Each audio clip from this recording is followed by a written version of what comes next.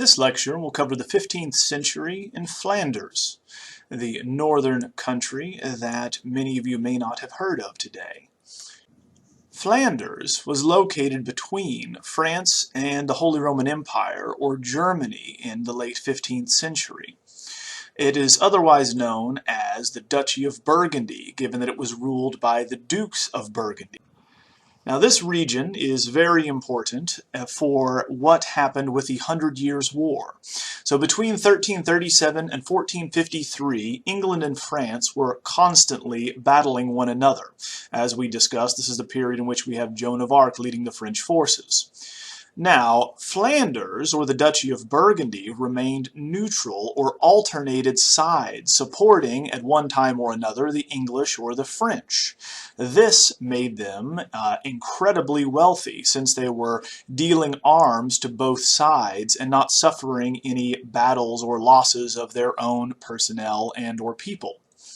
Now, Flanders is going to cover, or the Duchy of Burgundy, modern-day Belgium, the Netherlands or Holland, Luxembourg, and northern France. This was a very wealthy region with patrons that rivaled the kings of England and France for the sumptuary art, sculpture, and paintings that they commissioned.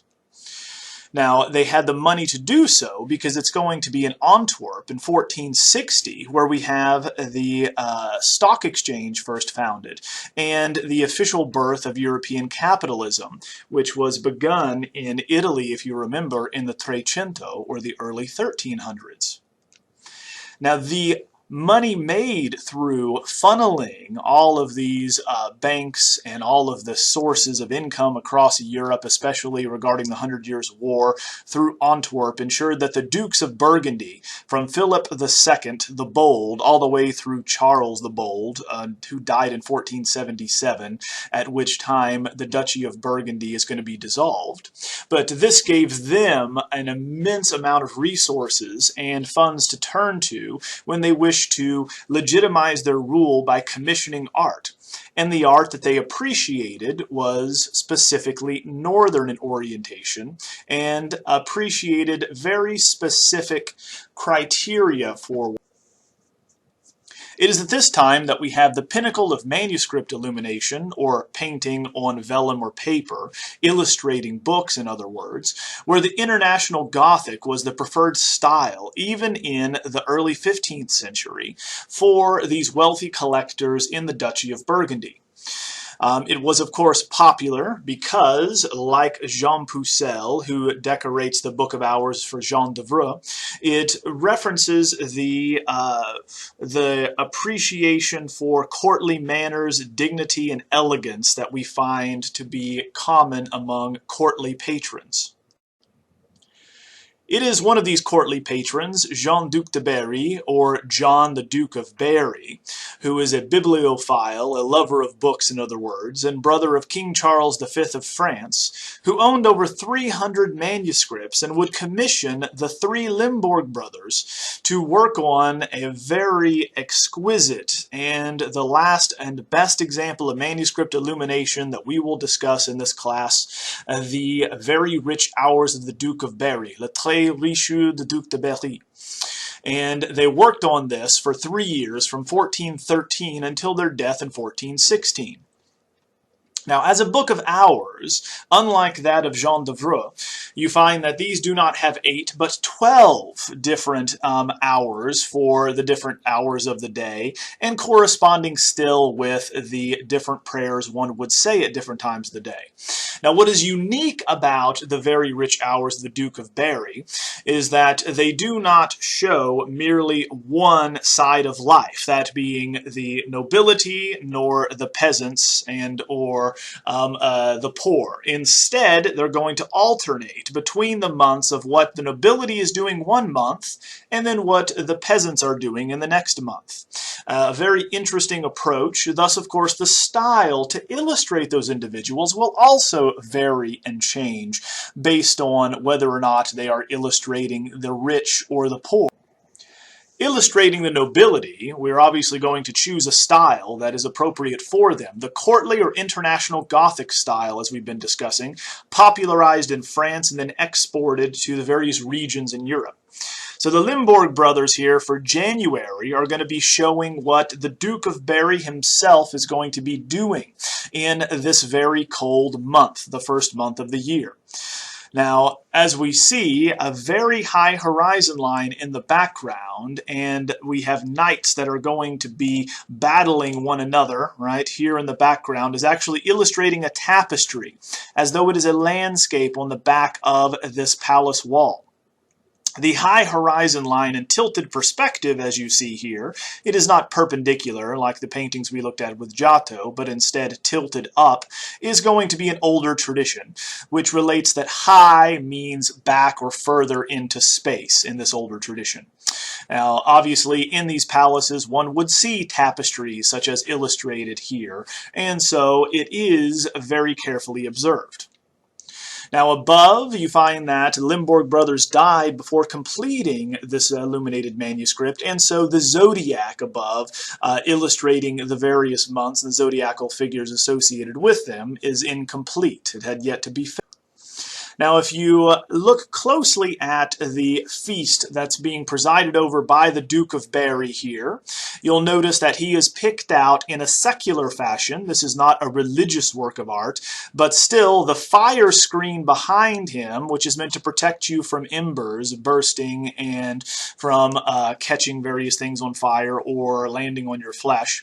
It acts as a type of halo, which draws our attention to him as the chamberlain in front of him is going to announce approach, approach, or approach, approach, and pay homage to the Duke who provides this grand feast on this table where the various courtiers wearing their cod pieces around, once again, their belts, and once again showing you how wealthy they are because they have spurs on their feet, showing that they can own horses, something only the nobility could afford. They're enjoying the feast that we have here. Anecdotal details, even such as things as hunting dogs, are going to be seen below. And remember that only aristocrats could hunt because only they own the land on which game is going to be found. Now, if you look at the figures, such as the courtiers in the foreground, they are very attenuated or elongated in the International Gothic tradition. They are not naturalistically composed, and the anatomy is somewhat stretched. In addition, we have the graceful swaying of the figures, especially one can see in the cross legs of this elegantly posed courtier, and of course the way in which we move through the composition, spiraling and moving as though a serpent is going to be directing our gaze, is the appropriate courtly fashion and the way in which one would view, behave, and move at court. Alternatively, if we turn to the next month of February, you're going to find that the peasantry, or the poor, are going to be represented in a much more naturalistic style and a much more anecdotal style, appropriate to their station in life. If we zoom in, you will notice that the villagers are going about their activities very unidealized at this time of the year, which is very cold, as we find one is out chopping wood for the fire to keep them warm on the interior. Others are huddled right under their shawls trying to keep warm as they tend the flocks in the barns, which are brought in from the fields because there's nothing to eat in the winter out in the countryside, to those that are going to be delivering the goods that are created to the town for the townsfolk to survive. We even have a cutaway of the interior of one of these villages' homes, showing you what they're doing on the inside, and that is warming themselves by the fire, taking off their stockings, and letting them dry here. Now, if you look at the structures, such as the stable for the sheep, and then the housing here for the peasants, you have what is called intuitive perspective being used. And that is to state that at a distance we naturally perceive objects as getting smaller or more diminutive in scale. So you find that the figures in the foreground are larger than those in the background. At the same time, you'll notice that orthogonal lines, or those that are parallel to one another, are going to appear to recede and converge at a distance. Right? This is what we call intuitive perspective, not atmospheric or linear perspective. That being, it suggests how we perceive things in nature, but is not mathematical at this time. So if you draw the lines out, they do not, in fact, converge on the same point, right? But it does effectively give us the effect of what we would see in nature at this time. In addition, the nobility, of course, are going to be shown with all of the pomp and circumstance appropriate to their station, whereas the peasantry are going to appropriately as well have a penchant for anecdotal details in their representation by the Limburg brothers. There is happenstance shown here to show how uncouth they are and thus how lacking in manners they are. So if you zoom in, you'll notice that in taking off their stockings, we have a view of their genitalia as they try to warm themselves by the fire, right, to show how uncouth and unmannered these individuals actually are, because they wouldn't be flashing one another in a grand banquet, say in the presence of the Duke. Now, Philip the Bold, one of the Dukes of Burgundy, is going to have his capital city at Dijon. So Dijon, as one might have guessed, is where Dijon mustard comes from. And it's also an official Chartreuse or Carthusian monastery commissioned and patronized by Philip the Bold, the early Duke of Burgundy. And one of the greatest sculptors of the age is going to be patronized by this great Duke.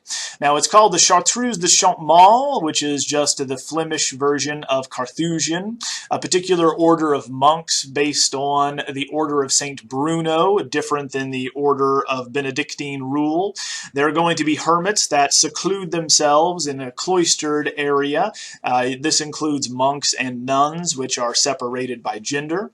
And here we find Philip the Bold commissioning a religious order for the betterment of his soul and for the good and the expectation of patronage by a wealthy individual, by the church.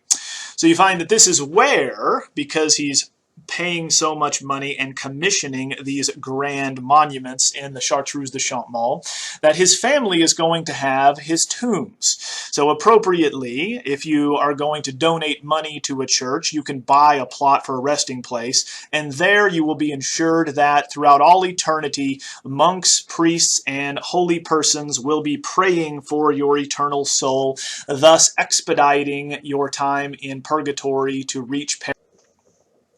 Here in the center of the monastery, you're going to have, in a cloistered area, a sculpture which was at one time the base of a fountain, we are told, though the upper section is now missing. It is now enclosed inside of the structure to protect. The sculpture, which was of course created by Klaus Schluter, is now called the Well of Moses, named for the most famous biblical patriarch seen in the base of this monumental freestanding sculpture, which would have supported above it a massive crucifixion scene and had a well or a fountain surrounding the bottom of the sculpture. So here we're going to find that angels are going to be at the edges of this base, where biblical patriarchs from Ezekiel, Zachary, and Moses are going to encircle the base. So this would have been the base of a massive fountain where you have the crucifixion above with Christ on the cross, the Virgin Mary, the Mary Magdalene, and John the Evangelist. These are the individuals most often shown at a crucifixion. Now below, very commonly, we have Old Testament prophets that foretell the coming of Christ, including Moses, David, Jeremiah, Zechariah, Daniel, and Isaiah. So these individuals are going to, according to the Christian tradition, have foretold that a king would come or that a virgin would give birth. Right? So above, we find that they are literally supporting and foretelling these New Testament events that happen above it. And just as Christ's blood would cleanse those that came after him, the water that would flow down on this fountain also acts to symbolically cleanse these Old Testament figures who died before Christ was born.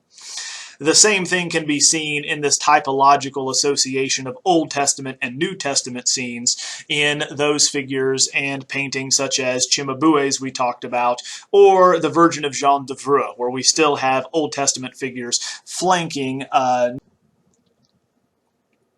Now, if we compare the Well of Moses and its figures to that of the Visitation, for instance, at Reims, they seem to be very similar in that they appear to be projecting from a background or attached to a surface, thus, of course, making them not freestanding. In fact, the Visitation sculptures are freestanding and attached with iron rods, but this is not the only thing that differentiates these two sets of sculptures. Klaus Sluter is very interested in something that earlier Gothic sculptors was not, and that will come to dominate Northern Renaissance art for the next few centuries. And that, of course, is going to be the new interest in texturalism and differentiation. So textural differentiation is going to focus on what the different textures would look like and feel like. Everything from the scaly protrusions, the bony protrusions of the horns coming out of Moses' head, to the leathery skin, right, that's going to overlap, to, once again, his crow's feet, the bags under his eyes, the bushy beard, the difference in the leather of his belt, the metal of his belt buckle, and the heavy woolen drapery that's going to be cascading in front of him. Every texture very carefully differentiated. But first you might wonder why Moses is going to have horns at all. Right, so you find that going back to the translation of the Bible from the original Hebrew and Greek into Latin, or the vernacular language that was spoken in the Roman Empire, especially in late antiquity, you find that St. Jerome, the translator of the Bible, actually mistranslated this verse in Exodus, where Moses comes off of the mountain with the 10 Commandments, and because of his closeness to the divinity of God, his brow was radiating light. It was shining, literally, in the Hebrew. The word shining is very close to the word horned in Hebrew, and so the mistranslation by St. Jerome ensured that Moses would have horns until the 16th century. And even then, when they corrected the translation, it's a convention to show him with horns, and so we continue. Now, if we show you a detail of the Well of Moses and Moses himself with his bony, horny protrusions on his brow, his wrinkled skin, and his large, unkempt beard, and we compare it to another unkempt individual, St. John the Baptist, but this time in the International Gothic style, you can see the difference in this northern approach and interest in differentiating textures, what they would feel like, as opposed to the uniform textures found in the International Gothic style, with a figure that equally should be an ascetic saint. He should have an unkempt beard. He should be wrinkled. He should be disheveled. But instead, the International Gothic demands a courtly elegance, a sophistication, an idealized approach to physiognomy or facial features, right, in this way. A very different approach that we find in the North than this interest in differentiating textures is going to be carried on in painting as well with painters such as Jan van Eyck.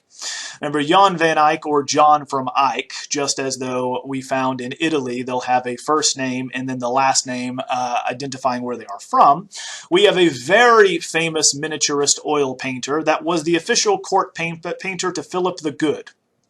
We know from his letters that are going to be written by the Duke how valued this painter was, especially with his ability to capture in a new medium the vivacity, the liveliness, and the naturalism of the world with a new approach. So here in his Man in a Red Turban, which could be a self-portrait from 1433, we have a very rare example of a painting that is in its original frame. So the golden frame here is going to be written in pseudo-Greek script at the top, and it's going to read in a kind of Flemish dialect, als ich kann. Right, als ich kann, if you're familiar with German, is going to translate as best I can. Right, so the languages chosen are significant because they are the languages of scholars and of the church, showing you that painters are as educated and as knowledgeable as scholars. So we have the Greek, also the language that the New Testament is written in. Then at the bottom we have a Latin script that reads Johannes de Eyck me fecit, and then the year 1433, the 21st of October. So this says that Jan van Eyck made me on 1433, the 21st of October, as though the painting itself is speaking to us. And this is very common in the early modern era. You will find that anytime something is signed or it tells you who made something, the painting itself will speak. That being that it says, speaking in the first person, that this person made me. Now, the turning towards the viewer of this male portrait here is going to have a very specific effect, a trompe-l'oeil effect, which literally translates from the French to fool the eye. So it is designed to look like a real person and to fool you for a moment as you round a corner to see this painting. So how did Jan van Eyck create such an alluring illusion that fools us into thinking that a person is... And the reason is oil painting. If you look carefully at this painting, as we discussed in the introduction to this class, the painted technique does not merely have one layer, but instead, in this case, dozens of translucent glazes are added one over another, thus allowing the earlier or lower layers to show through that were painted before. And what this gives us is a much more naturalistic and believable appearance of textures, especially that of flesh and eyes. So here is a cross-section of the painting by Jan van Eyck here, the man in a red turban, and you will notice that he will begin with a very warm layer here at the bottom. And remember that paint is just going to be crushed up material that is held together with oil in this instance. So he begins with a warm reddish underpainting layer or imprimatura layer, and then paints slowly, section by section, these tiny, tiny fractions of a millimeter thick sections of paint. Therefore, the lower layer will slowly or very faintly show through, such as right here along the cheek where he painted a red undercoat and then added these fleshy tones on top. So what does this give you but, unlike tempera, the ability to show that skin is translucent? Everyone has held up a flashlight to their hands as a child, I assume, and saw that it glows red because we have blood coursing beneath our skin. Thus, we are not opaque creatures. We are semi-transparent and translucent. So to look alive, one must see this blood, this reddish hue underneath the surface. And the same is going to be true of eyes. The reflections in eyes are also going to require, with a vitreous humor, a translucency and almost a transparency in some instances where we can see through to the blood vessels beneath or the flecks of an iris, and then of course the reflective quality of the surface need to be added. Finally, you need to be able to add in an opaque fashion the stubble for the salt and pepper beard, thus giving us the final layer to this figure that is not merely a flat surface, as we see here before with Duccio's Maestà, but instead one that will show that we are a layered, a living organism. Now, this is going to correspond with the interest in textural differentiation with Klaus Sluter, now often known as textural illusionism. That being, we're providing the illusion of various textures, from that of the stubbly beard to the soft wrinkles under his eyes, to again the wrapped turban around his head, the fur of his collar, all of which carefully differentiated as though we can feel what the textures would be like and how they would be. Now, the Ghent altarpiece is perhaps Jan van Eyck's largest and most famous work, but his most enigmatic and intriguing one can be found in what was previously known as the Arnolfini wedding, now more appropriately called Giovanni Arnolfini and his bride Gianna Cinami. Now, you can tell that by their names, they are not Flemish, like Jan van Eyck. They are, in fact, Italian, because these are going to be Italian agents, that being Giovanni Arnolfini was, for the Medici, setting up various banking branches throughout Europe. In this case, he is responsible for setting up the branch in Bruges. So he was a very wealthy man, and as a wealthy patron of the arts, he would use that money to legitimize his status by buying works of art, by patronizing these works. In this instance, you have a very original double portrait by Jan van Eyck, supposedly of Giovanni Arnolfini and his bride Gianna Cinami. It is only 2.5 feet tall, thus it is not a very massive or life-size portrait, but the training that Jan van Eyck had as a miniaturist illuminator or manuscript illuminator, meaning that he painted with very fine brushes and could include an immense amount of detail in a very tiny area. And I will show you details of this painting illustrating his incredible ability to include the entire world in only a few square centimeters. Now, the subject of the work has been debated, but what we do know is the man and the woman represent the different functions or gender roles of male and female as perceived in the late medieval and early modern eras. You'll notice that the woman is going to be closer to and enframed by the bed. She represents the domestic sphere of life, as we find a whisk broom to be right next to her head. I'll show you a detail of St. Margaret, the patron saint of childbirth, and she pulls up her dress to suggest, again, a large abdomen and to suggest fertility. She is, in fact, not pregnant. We will talk about that. You find that Giovanni, or John, is going to be wearing a heavier woolen cloak for exterior business that will be performed in public. He stands next to the window, and if you look in the lower left-hand corner, with the clogs one would put on before heading out into the street, where it is not paved, but people threw out their waste into the street, so you must, of course, protect your shoes. So he is about to leave. He's next to the doorway. His role is public, to be seen in public and to work in. Now, you find that along with the Dextrarium Junctio, they are joining hands and raising their right hand. So you find that Giovanni raises his right hand as though taking an oath. He then extends his left hand to hold on to his new bride, supposedly, Gianna. So this is very common, and in most civilizations and cultures today, wedding ceremonies include some type of joining of hands at some point in the ceremony to symbolize a union between two individuals. So we do know that he is taking an oath to marry a woman. And what is the purpose of marriage? Well, as the color she's wearing, white and green, suggest, white is going to be chastity and purity, keeping oneself pure and chaste for everyone but her husband, and green, the symbol of fertility and her willingness to acquiesce to his carnal desires to produce a new heir or to procreate. That can also be seen in the fruit on the windowsill. So, without generalizing too much, in the history of art, fruit most commonly represent fertility, just like children, right? So once again, fruit will represent that this couple will have many children and be fertile. It's also going to be the coat of arms for his patron, the Medici, which have a series of balls, or palle, on their heraldic coat of arms. So once again, a dual function here.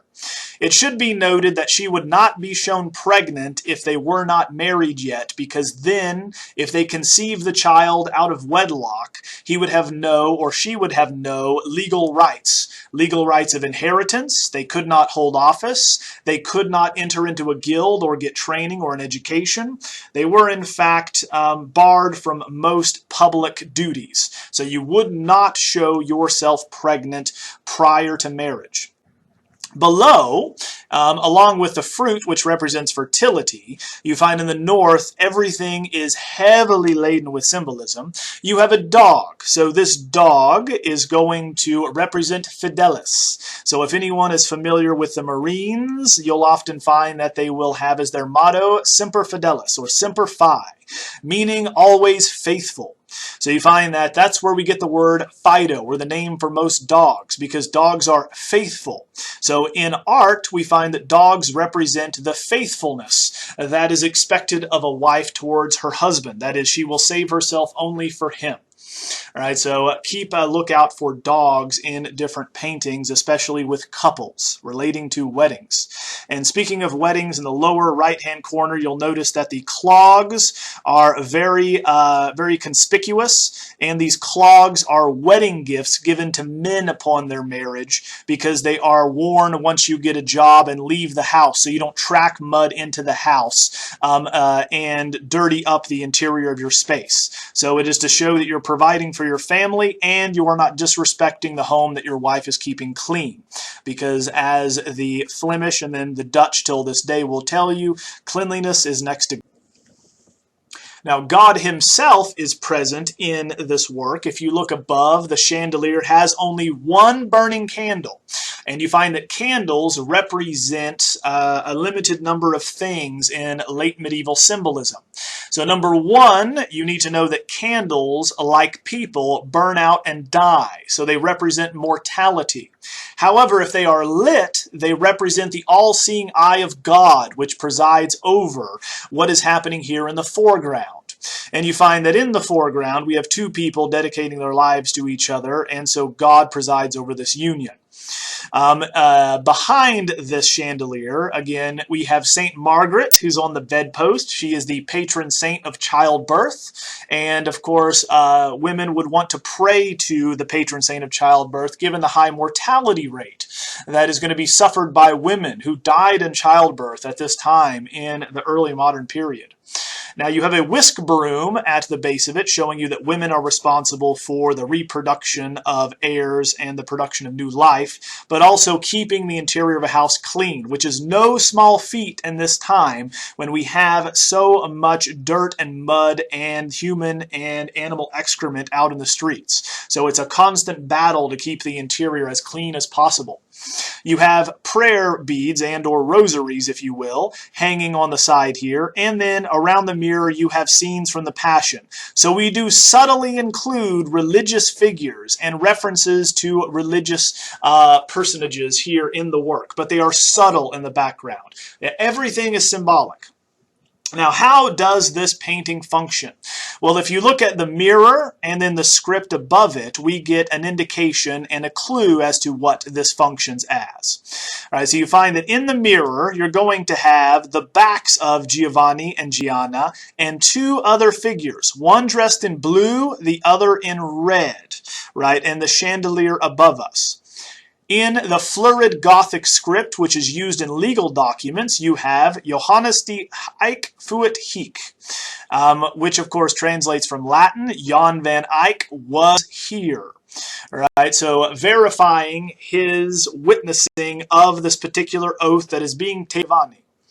Now, here is the issues with this interpretation since it was espoused by Erwin Panofsky earlier in the 20th century. And that is, this couple was not married until 1447. So exactly why was this painting commissioned? It's not a wedding, as we once knew. It more likely is going to be a contract, a betrothal, that he will marry her eventually. The only problem with that interpretation, again, is the wife is dead. Is this his second wife? Is it a memorial portrait of his first wife who died in childbirth? We don't know, but these are the questions that we have to answer when trying to come to a more correct interpretation of paintings. We have to account for the history and the context, as well as the symbolism as what is provided in the work itself. Now, along with Jan van Eyck, we have several very talented painters, right? We only show you in the history of art the best of the best. And so all of these painters will either be the official court painters to kings or dukes, or they will be the heads of painters' guilds, such as Roger van der Weyden here at Louvain.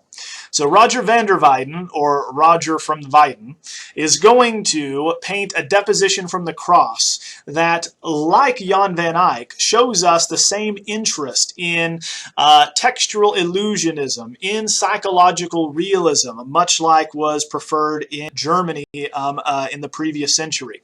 And all that is brought together here in a massive altarpiece with life-size figures commissioned by Crossbowmen's Guild at Louvain.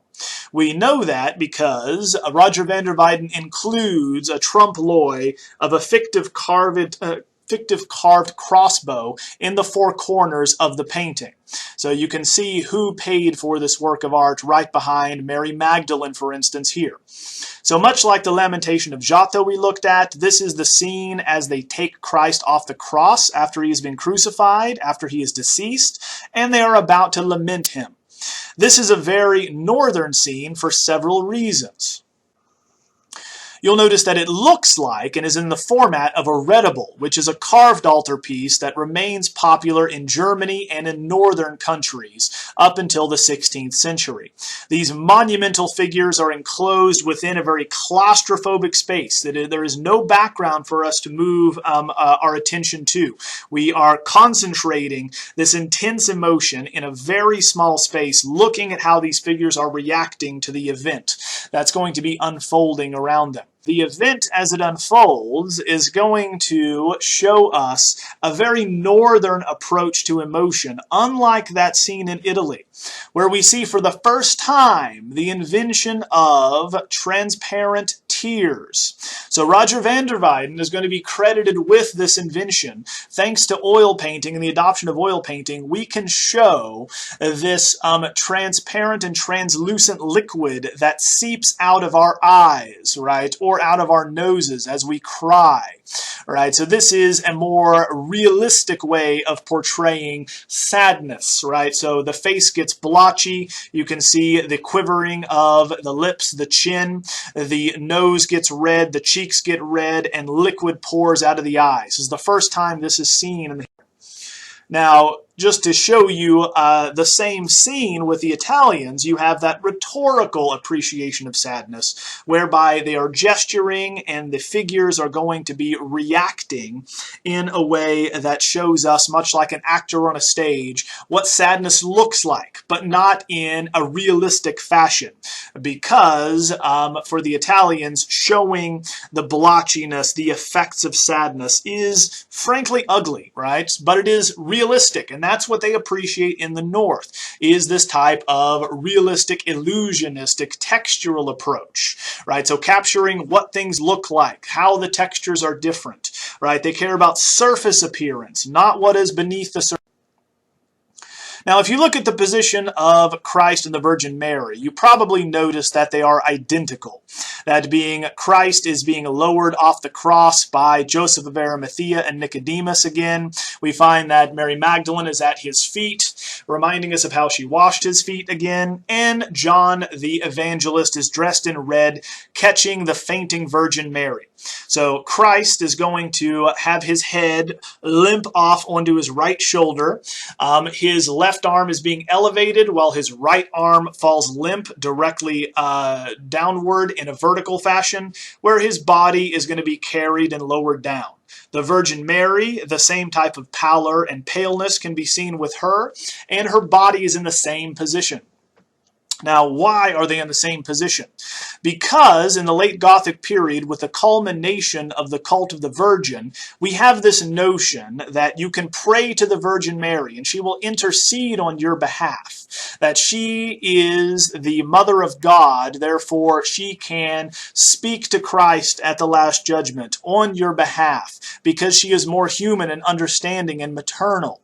Therefore, she is seen as a co-redemptrix. She can redeem like Christ. Christ, a co-redeemer, right? So this is because she's an imitatio Christi, and that being that she imitates Christ and is like Christ. She suffers like Christ, and it was believed that at the Last Judgment, she is going to have felt the same pain and died like Christ as he did on the cross. Therefore, it is appropriate that we pray to her here at Golgotha, right? The place, of course, is identified by the skull and bones beneath the cross, because the crucifixion site of Christ in Jerusalem is a hill right next to downtown called Golgotha, the place of the skull. Therefore, we are identifying it not with a landscape, not with a dome of the rock or the Jerusalem skyline behind us, but instead just a simple skull and reminder of death and mortality that we all will suffer. But it is okay because we can pray to the Virgin Mary and Christ for our salvation. Now, turning to a very important invention in Northern Europe, again coming from the area which is now Germany.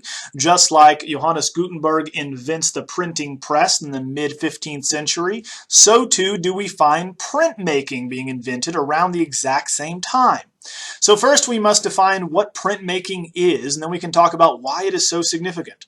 So printmaking, by definition, is an exactly repeatable pictorial medium. This means that you can take the same image and repeat it over and over again with hundreds or thousands of editions or impressions. This has not been able to be reproduced or captured before, because no matter how carefully you try to reproduce something, it will always look different. Being you cannot paint the same thing twice or draw the same thing twice. So this allows us to repeat the exact same image over and over. So why do we invent printmaking? Why is it so significant? Well, number one, it allows us to make works that are relatively inexpensive compared to paintings. Roughly anyone can afford a print for themselves to take home. You need not be a duke or a king. Secondly, we are able to distribute these images much more widely and quickly and rapidly. So we can influence, again, scientific knowledge, religious knowledge, social causes, for instance, like Martin Luther's 1517 95 Theses. This can be distributed by the thousands all the way across Europe incredibly quickly. If we need a scientific treatise, we can illustrate the images in that treatise for various doctors, physicians, scientists, astronomers. Now, the limitations with relief printing and woodcuts, for example, are going to be solved with intaglio printing. So remember, intaglio comes from the Italian word intagliare, which means to cut in two. So this is going to be the opposite of woodcutting, in which you are going to be carving what you want to print, and thus are going to press paper into the grooves that you create by gashing them out or cutting them out with a burin. So you literally are pushing the paper in, meaning you need a lot of pressure with these presses to get the paper. Now, with engraving, because you're cutting into, it's a metal plate, it is more durable, but it takes much more strength to carve out these various areas, to cut them out, gouging these tiny lines into a plate. But the result is spectacular, as can be seen here with Martin Schongauer's St. Anthony Tormented by Demons. Again, a religious image popular throughout Catholic Europe. Remember, there is only Catholics and Catholicism at this time in 1480 to 1490. We should note that the money you have in your wallet right now by the U.S. Mint is also going to be created by the engraving technique, or the intaglio process, even though now it's actually carved by a machine driven by and guided by a computer. But it is still the same process, right? Gouging out metal. Now here's what the image would have originally looked like. It is going to age over time, turning brown, especially as the ink or iron gall ink bites into the paper. It's going to wear. Now, just to show you, in engraving, you take a copper plate, you need a press, and you need a burin. So you literally gouge out the lines that you want to be seen in the final version, giving you a much more detailed image and allowing us to capture things we could never capture.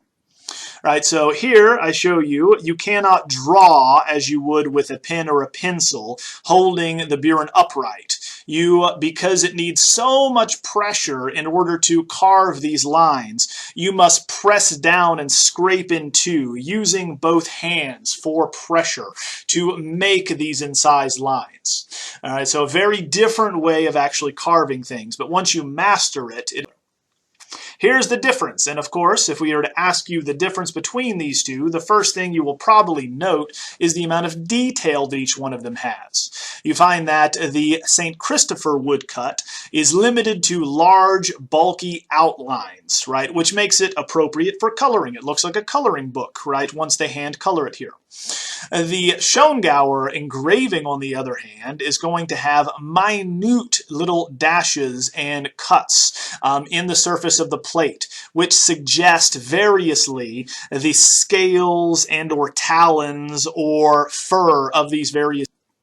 We should note that St. Anthony is going to be a plague saint who you pray to if you are sick, because he himself survived the torments of Satan as a hermit. He leaves and goes and lives out in the desert in Egypt. Satan comes to him and torments him 3 times. This is one of those 3 times that he sends demons to torment him. In this instance, they lift him up into the air and beat him senselessly, clawing at him, tearing at him, forcing him to repent, right, or say that he is going to renounce his faith in God. He does not relent, and so therefore he is still a saint, and he is a model for all of us who suffer yet remain consistent in our faith. If you look carefully here at how Schongauer has created the image, you can see how he carries on the tradition of these northern artists from Jan van Eyck and Roger van der Weyden, right, in which we differentiate the long silken strands of hair in St. Anthony's beard, to again his woolen garment, to the scales of this demon here that's going to be clawing at him, to again the semi-translucent wings, much like that of a butterfly, to the bat wings with talons above and the horns of this demon above. All are going to appreciate surface description. And this is carried on from the tradition that we saw of Jan van Eyck, where even in black and white, they are able to suggest the different textures, the different surface descriptions, showing us what things would feel like on the surface. So again, these northern artists appreciate the appearance of the surface, the illusionistic devices that we can use to suggest that. Whereas in Italy, as we'll now, to recap, the 15th century in Northern Europe, specifically in Flanders, is going to see very important developments. The one very important development that will have long-lasting effects in the rest of Europe is the development of oil painting.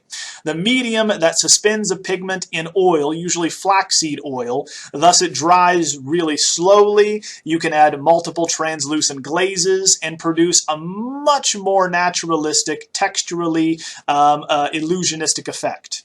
Now, this is going to be carried on in the northern tradition with medieval symbolism, that being the symbolism of the dog, of the shoes, of the fruit, of a whisk broom, of a candle. All of this comes from earlier in the Middle Ages. They just now present it in a much more texturally illusionistic or trompe-l'oeil effect. So you find the northern artists and their patrons appreciate surface textures and appearances. They appreciate the differences between wool and fur and flesh and stubble and the wiry hair of a dog. This is not going to be the case in this lecture will cover the 15th century in Italy, otherwise known as the early Renaissance, beginning with 1400, what the Italians refer to as the Quattrocento, or 400s. This is the time in which we see the reemergence of those Greco-Roman ideals and traditions that were sought at the outset of the Trecento by artists like Cimabue and Giotto. The Black Death, of course, set back the course of human history in Europe and the evolution of art specifically, when 60% of the population in Florence and Siena died. With the recovery of the population, Florence would become the largest city in Europe with over 100,000. Thus, it is going to be in Tuscany, here in the Republic of Florence, that the ideals of the Greco-Roman civilizations, of classical idealism, of philosophy, poetry, rhetoric, are all going to be revived in a very competitive and innovative environment. because of the Renaissance and its approach to humanism. So this period is known as the Renaissance in a popular fashion. Renaissance coming from Renaissance, which is a French term for rebirth, first used by Giorgio Vasari in his Lives of the Artists in 1550 and the second edition in 1568. In these editions, Vasari is going to write about how his generation will revive at this time the ideals and perfection that was the study of anatomy, of the rational approach to spatial construction, and then the ideal figures in sculpture, the ideal proportions in architecture, the golden ratio. All of this is going to be revived by the Italians in Florence, and it is largely due to this interest in humanism, as humanists are going to revive the ancient Greco-Roman interest in man being the center of the universe and having the ability to control his environment and understand the world around him. Not merely a frail, sinful being as discussed in the Middle Ages and understood in the Middle Ages, but now one that is made in the image of God with godlike abilities to create and understand. It is here in Florence that we find at the turn of the Quattrocento, or the 15th century, that many of these ideas are going to be set in motion, first in sculpture, then in architecture, and finally in painting. The reason for this order is quite simple. We have more sculptures and works of architecture surviving from the ancient Roman world than we do painting. The evolution of art in the Renaissance can be seen first in sculpture, and especially in the niches, or the sculptures made for niches around Or San Michele, or the kitchen garden of St. Michael, because the structure served as a grain repository for the poor and the destitute, much like a homeless soup kitchen today. So people would come to get grain in times of hardship and or famine. It is here that we have a series of niches that the guilds of Florence were expected to produce statues for. A guild is going to be an association of craftsmen, much like labor unions today. They are responsible for overseeing the training and production of different goods and services, from painters and sculptors to apothecaries, physicians, blacksmiths, farriers. Each profession in the city had a different organization you would have to belong to. And in order to practice any profession, you must belong to this guild and go through an apprenticeship process. Now, the apprenticeship process is going to put a pupil with a master. So you would apprentice from adolescence until roughly 18 years of age with a master in a field, at which time you would produce a masterpiece of your own, demonstrating your own mastery of your field and understanding of it. Then you yourself would take on apprentices or pupils and start the process over. These guilds were highly competitive, and we can see that in a series of sculptures that the Signoria, or the ruling government of Florence, demanded that the guilds carry out in a relatively short amount of time. So we see a flurry of activity in the first quarter of the 15th century here at Or San Michele. And resultantly, we see the evolution of Renaissance sculpture as you walk around this structure, evolving incredibly rapidly. Each guild is supposed to commission a work of its patron. The Renaissance style of sculpture is going to develop around the same time as we see Ghiberti producing his St. John the Baptist for the Arte di Calimala Guild, and in figures such as Nanni di Banco and his four crowned saints here. The four crowned saints, or four crowned martyrs as they are known, are going to be ancient Roman sculptors who refused to carve a pagan statue under the Emperor Diocletian. They are in turn crowned as martyrs and are killed for their refusal to produce something that they would consider to be idolatrous. So here, inset within a niche, we have not one but four figures, and if you look at the sculptural relief below, you will notice that it is commissioned by the Sculptors and Stonemasons Guild. We can actually see what these various practitioners would do on a daily basis and what their workshops looked like. So whereas painters are going to be in the same guild as physicians because they both use the same powders and chemicals, sculptors are in the same guild as stonemasons, where you see here at the left they are laying bricks. Another stonemason or sculptor here is going to be carving a spiraling column, and we find at the far right a sculptor is making a nude statue here, leaning at a 45-degree angle on this board.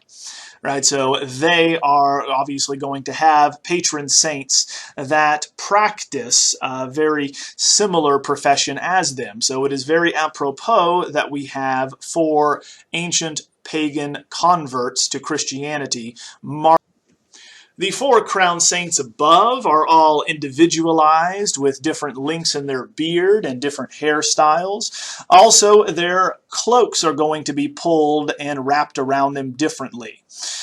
This individualized approach is going to be modeled on actual ancient statues that Nanni di Banco had seen in the area, and he uses the same techniques. We see here that the sculptor to the far right is going to be speaking, his right hand in the gesture of oratorical adlocutio, thus showing us he's talking. His lips are parted.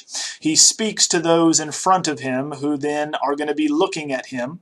Right, so the two sculptors or the two saints to the left look at the speaking version of the man, and then the one directly to the right is going to be staring out into our space in the street. Now, because they are located in a semicircular niche, we place them individually as fully freestanding sculptures facing one another, and this is going to cause a type of spatial integration that forces them to look at one another, forces them to engage in the space around one another, and thus it allows us to understand the psychological cross-referencing at play here. That being, when you force figures to look at one another, we consider how they are emotionally and intellectually engaging with one another. So this is going to be an approach that will be developed in the narrative art, especially in Italy during the Renaissance. But it's seen first here in sculpture, then it will be applied to painting in antique forms.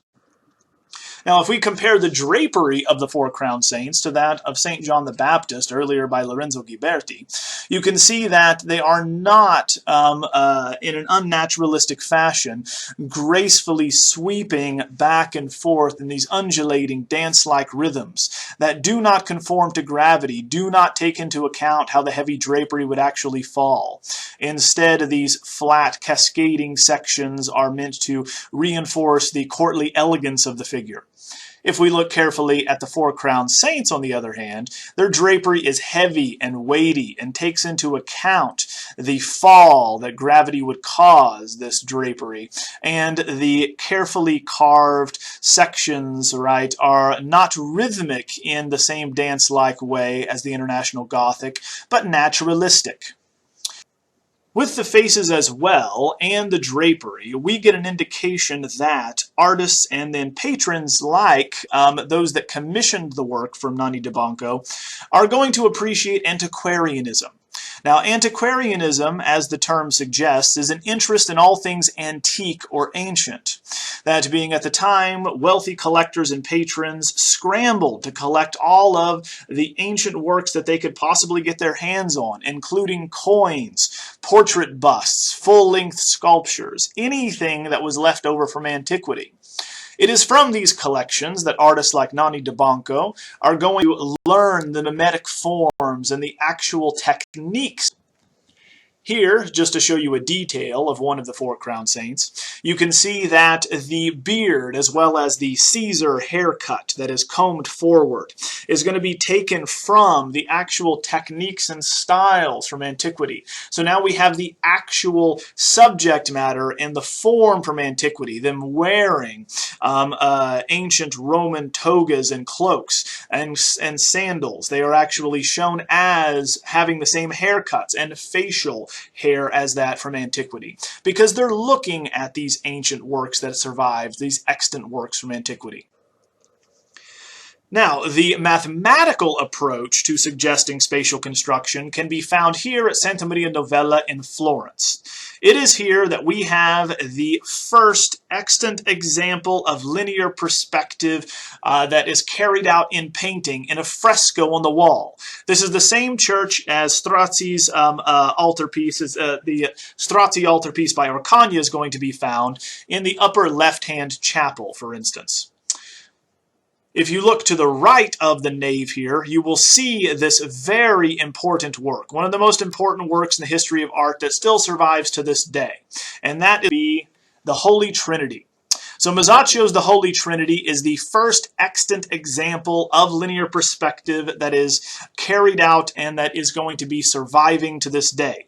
It is commissioned, we believe, by the Lenzi family, so we have Domenico Lenzi in a donor portrait here, and it is painted in buon fresco, that being painted on wet lime plaster, so it survives well and intact to this day, a very strong medium. Now, the definition of linear perspective, unlike atmospheric perspective, is a mathematical system whereby we can suggest three-dimensional space on a two-dimensional surface. It is so specific that we can actually measure the space behind the surface of the wall, which we will discuss now. The subject here is the Holy Trinity, so we have a fictive burial chapel, which is how this serves. The Lenzi family is buried in the floor below us. So we have this chapel where the crucifixion is occurring. So we have Christ, the dove of the Holy Spirit, and then God the Father supporting the crucified Christ behind him, standing at the back of the chapel. In front of them, we have the Virgin Mary, who's going to be looking out at the viewer, presenting her son. And then we have St. John the Evangelist. These two figures must always be at a crucifixion scene, wearing his customary reddish cloak, clean-shaven and youthful. Outside the chapel, we have the two patrons, the Lenzis. Domenico Lenzi and his wife are going to kneel in profile, as is customary, praying outside the chapel for the intercession, or for God to intercede on their behalf when they die, to grant them salvation and grant them entry into heaven. Now, the composition is interesting. It's actually a pyramidal composition, which becomes the most common type of preferred composition in Italy in the early and high Renaissance eras. It is very stable. It is bilaterally symmetrical, meaning you can fold it in half in the same number of figures, and the design is the same on each side. And it's also dynamic. We have the weight located in the lower section of the painting, and then we have at its apex the most important figure. So we also have it functioning in a narrative sense to communicate the hieratic nature of the universe, with God at the apex of this triangle. Below the figures that are kneeling, you have an actual tomb with a skeleton laid out, and then a series of words written in Latin. This is a memento mori, which is a reminder of death, that we all will die one day. And so it is not surprising that the skeleton speaks to us and says, "I was what you are, and what I am you shall become." Which is to state that he was alive at one point, and now that he is dead, and in the future we as well will die. So reminding us that there is death to come to all mortal creatures, but there is hope to be had, for if we look above, we pray to Christ and we can gain eternal life. Now, we can measure exactly where the skeleton is, by the way, the first anatomically correct skeleton in the history of art. We can locate exactly where it is, where the donors are, and how deep this chapel is, because it uses linear perspective. Specifically, one-point linear perspective. So one-point linear perspective is the first variety of mathematical perspective that allows us to construct space on a flat surface and convincingly suggest the illusion of depth behind the surface. And here's how it works. It assumes that there is a picture window, that a painting is much like a window, like a pane of glass, behind which space exists. On this window, as we would look out onto a countryside, you will always have an area in the middle where the ground meets the sky. This is known as the horizon line. At the center of the horizon line, you will have the convergence of all orthogonals known as a vanishing point. This is infinity. So you find that orthogonals are going to be parallel lines that look as though they converge at a distance. The example that we can think of would be a road that appears to narrow in the distance, railroad tracks, telephone lines, anything that is straight appears to optically distort and come together at a great distance until it appears to fuse into one point. Now we can measure exactly where figures and objects would be on this picture plane by extending out the vanishing point along an axis, and thus understanding that the eye casts rays itself onto the surface of this pane. Now, if we draw lines from the eye here, and this geometrical point to the down to the orthogonals, you will notice that they are going to intersect the orthogonals in very specific and predictable ways. If we draw, again, parallel lines that are here called transversals, we then are going to get a checkerboard or chessboard-like pattern that slowly gets smaller and smaller as we progress back towards the vanishing point. In other words, we can then measure exactly where and how big objects would be, especially if human beings must be shown with their heads always on the horizon line. You find that the Italians are going to measure this by way of a braccia, or an arm's length, roughly a yard. So you find that each one of these squares represent a yard. So if we say a figure is going to be 1 yard or 2 yards from us, we would place their feet here and their head would extend to the horizon. Right? If they're going to be 4 yards from us, we do the same thing. Thus, we can locate where figures will be and how large they need to be in the world. The best way to understand this, though, is not merely one pane of glass and then an infinite space beyond, but instead a series of glass panes that are laid against one another, behind one another. And so you find that we can then measure each square by each pane of glass and exactly where figures would be located. This is referred to as planar recession. That being, we are moving pane by pane and plane by plane back into space, and so we can measure exactly where on the plane and on the picture plane these figures would be located. If we lay a perspectival grid over Masaccio's Holy Trinity, we can see exactly where these orthogonals lie in the coffered, barrel-vaulted chapel, right, which is using Roman vocabulary as far as the architectural language is concerned. The orthogonals are going to converge at the vanishing point, which is where our eye would be at the height of an average human at this time. So we look towards the base of this chapel, drawing our eye downward. And thus we can measure exactly how deep this particular chapel would be. The ramifications for this new system cannot be underestimated, because this is going to be fundamental and seminal for how we in the Western world construct our viewing angles and how we view the world. Right? Think of television and or computer screens and or tablets today. This is going to be the way in which we frame. Now, we find that the technique of linear perspective was actually not invented by a painter, and it was certainly not invented by Masaccio. Instead, it was invented by an architect named Filippo Brunelleschi for architectural drawings and renderings, so we could accurately show what things would look like in a plan before building them. So you find that he's going to be hired by the Medici, the up-and-coming wealthy banking family in Florence, to reconstruct and redesign their parish church next to their palace, that of San Lorenzo, or St. Lawrence. You find that Brunelleschi was already famous for having finished and capped the 140-foot crossing of the Florentine Duomo, making it the largest dome in all of history at this point. It is incredible that he was able to construct this in a very innovative design. So you find that the Medici, who bankrolled the project and paid for Brunelleschi to make these designs and complete the Dome of Florence, is also the innovative architect to construct the first truly Renaissance design of a church in the 400 or 15th century. So here we have an overview of the Basilica of San Lorenzo, which is actually located here. You see the characteristic Latin cross shape to the plan. This is actually going to be the monastery next to it, and here's the burial chapel for the Grand Dukes of Tuscany. We will get to this later on. But this is where the Medici are buried. It is here that we have the first truly Renaissance church design carried out by Brunelleschi.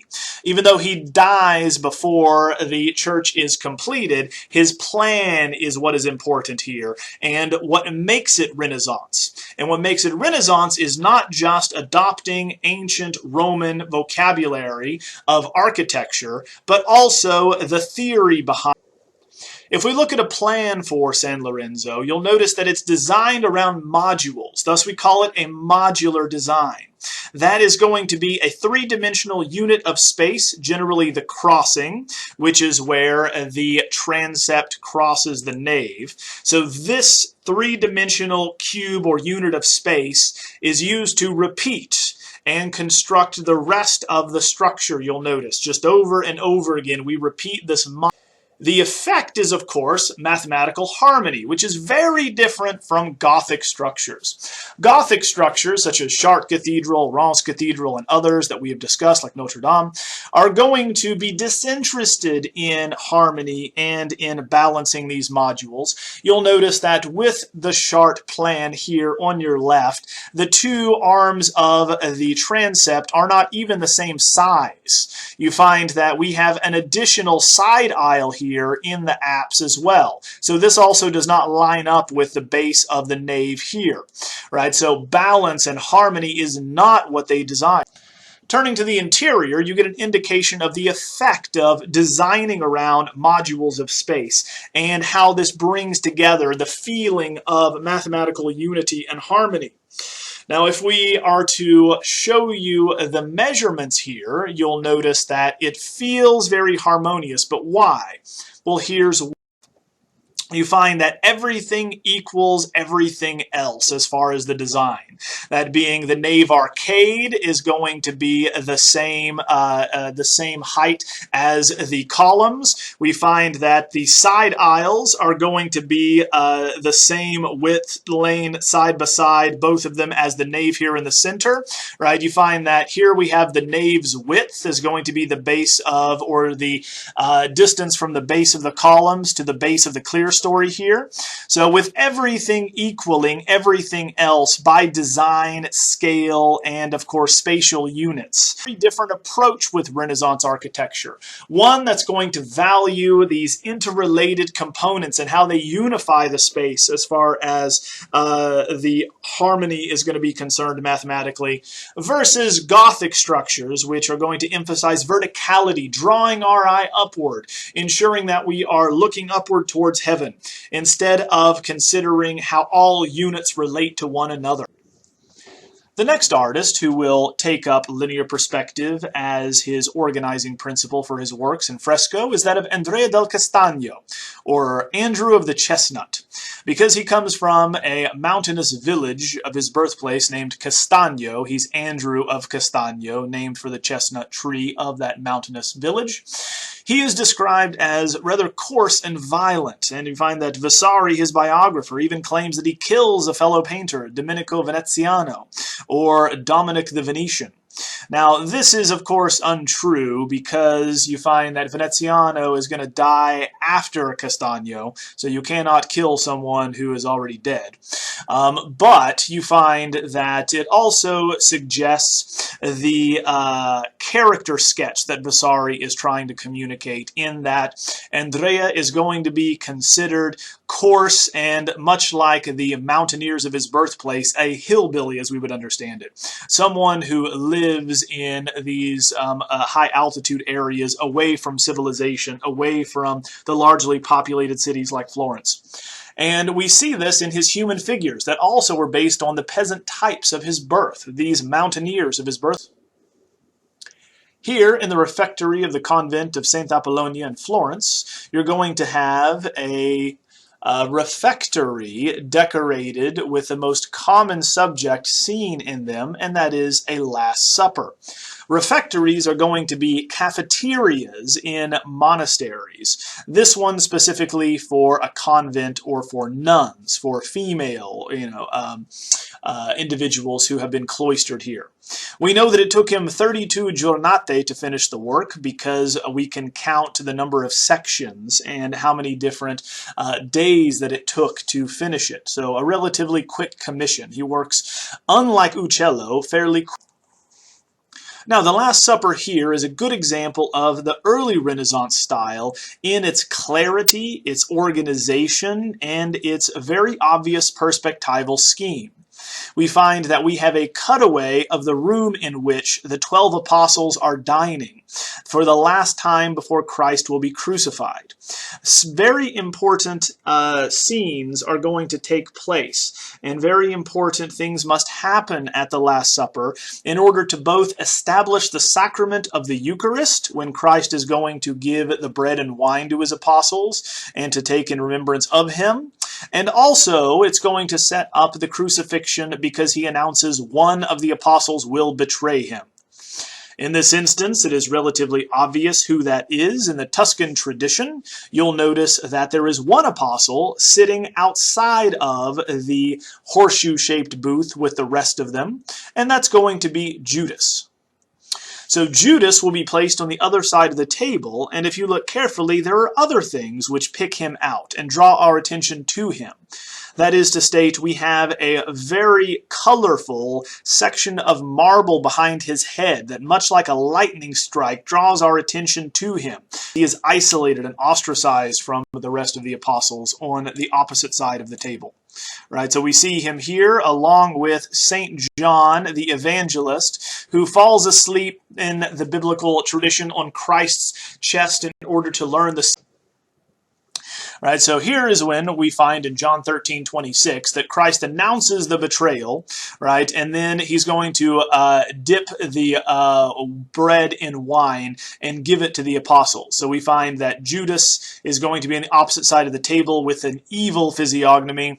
That is to state that we can see his evil nature, and that the devil will slip his hand into him as a glove and control him here with his pointed ears, his hook nose, and his pointed dark beard, a dark complexion. So all of these are markers of the evil that will beset him and cause him to betray Christ.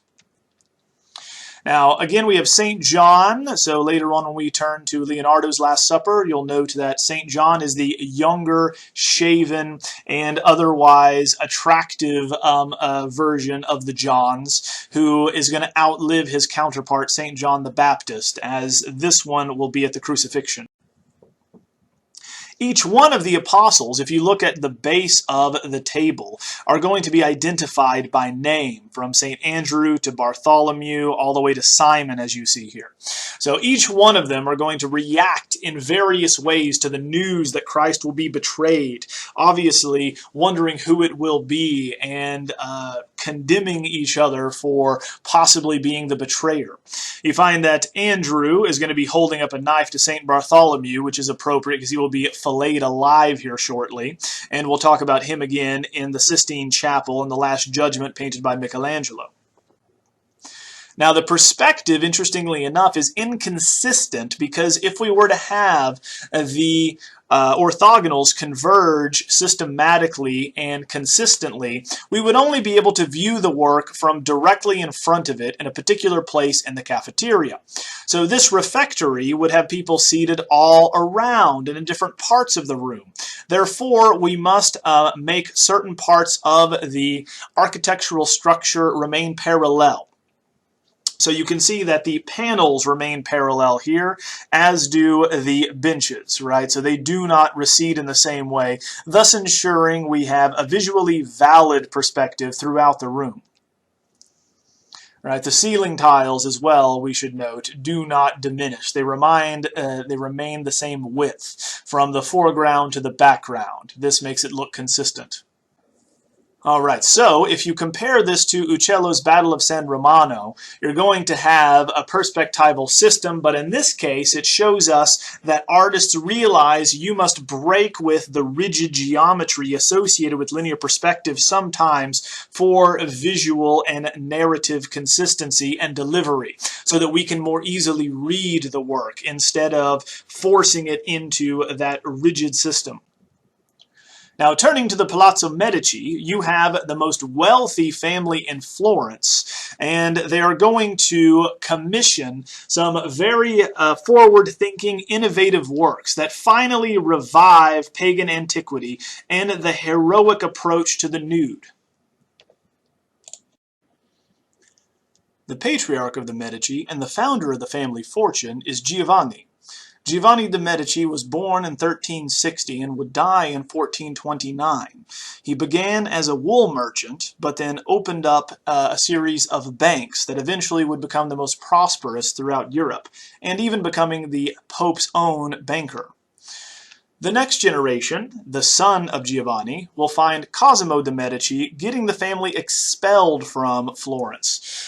You find that he very publicly is going to lord the family's power and influence, but he does found the first public library, allowing anyone to come into their residence and then read these texts. They do not, of course, check out texts. They must remain in the family household.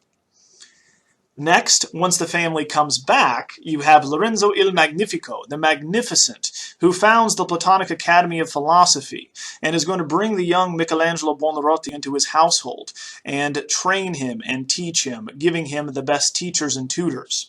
So he is the most beloved and intellectual of the Medici at the end of the century. In this environment, we have, with the Platonic Academy, a renewed interest in the philosophies of Plato, specifically the later incarnations of Neoplatonism that seek to reconcile Christianity with these ancient Greek philosophical ideas. Now, in simple terms, what they're trying to do is reconcile pagan subjects and ideas with Christian ones. So they look for parallels between the two traditions. As we'll see here in a moment, Hercules, for instance, is seen to be a precursor and like Christ, because like Christ, Hercules suffers and dies and then rejoins his father on Mount Olympus. It is in this very courtyard that we see the influence of Neoplatonism playing out even earlier in the century, where you would have seen the life-size freestander of the David. So Donatello's David is going to be the first freestanding nude since antiquity, making it very important in the history of art. Made for the courtyard, and now in the Bargello Museum in Florence, this 5 feet 2 inch tall adolescent David is going to be the first of a series of heroic and sensuous nudes that would dominate Florence and Renaissance art from this point onward. It is very important to note that this work was made for a private context and for a private viewing audience, not a church and not a public piazza or plaza. Therefore, nudity is not fully accepted yet in public, only in private. And that's why we see many erotic overtones in this work. It is for private viewership. Now, this story comes from 1 Samuel 17, verses 38 to 39, where the young David, the adolescent, is going to take the armor given to him by King Saul off, and then this becomes the basis for his nudity. He does not need man-made armor to protect him because God will oversee his victory against Goliath. So the famous story of the David versus the giant Goliath is going to be one of the most famous from the Bible and is going to be a favorite scene for artists throughout the Renaissance era up until today. The story is going to relate the battle between the Philistines and the Israelites. You find that while his brothers are at war, David is sent by his father to get news, to make sure that his brothers were still alive and to see how the battle was progressing. We find that over the course of the stories as they are told, if you read them going back to the original Hebrew, Goliath begins at a massive 6 foot 7 inches tall, a massive, massive towering man by the day, but not entirely unheard of or unreasonable. And the later traditions, he becomes 9 feet tall, showing you how these stories become exaggerated over time. Now, for 40 days, we're told, Goliath stood taunting the Israelites across the battlefield, calling them names and calling them out, saying they are cowards because no one would face him in battle one-on-one. David, in turn, is quoted as saying, "Who is this uncircumcised Philistine that he should defy the armies of God?" David then takes up a slingshot, volunteers to go out and face Goliath, casts a rock at his head, crushing his skull. He walks over, and with the sword you see in his right hand here, he then is going to decapitate the giant. So at his feet you will see the decapitated head of Goliath here, with, once again, the wings coming off his helmet. In David's left hand he holds the stone, the rock that killed Goliath by crushing his skull. Now, David, importantly, becomes the symbol for the Florentine Republic because, like the Florentine Republic, David is seen to be small yet righteous. God is on his side. God will protect him. So, statues of David eventually will be erected in very public places, like the head of civic power, the Palazzo Vecchio, later in the century we'll discuss. Now, here is Donatello. Donatello is one of the most famous sculptors of the Renaissance, beginning his career early on with one of the niche statues at Or San Michele, in this case St. Mark, with an exaggerated contrapposto. But he begins his career fairly naturalistically, including deformities such as receding hairlines, wrinkles in the skin, and then drapery that's falling. Now he's called upon to make a nude figure that is very graceful and idealized. It's younger than St. Mark, and so therefore we have the contrapposto pose with all of the weight on the right leg again, leaving the left leg relaxed or unengaged. You can now see very clearly how the hips are going to shift to counterbalance this weight distribution, and the torso shifting in the opposite direction. Therefore we get a very elegant twisting and turning here with this contrapposto. The figure is closed, much like St. Mark is on the right, meaning you can draw a line all the way around him. His limbs are closed in on himself, and this is not the only way in which the figure is closed. He is going to exhibit Praxitelean fleshy musculature. So you find that studying late classical nude sculptures, Donatello would look at artists like Praxiteles and see how they would show soft flesh and then show a languorous, kind of sensuous contrapposto, as seen here with the Hermes and infant Dionysus. So he uses that very erotic and subtly erotic approach to fleshiness and then the coy internalization of David here as he is going to be towering over Goliath tells us something about his state of mind as well.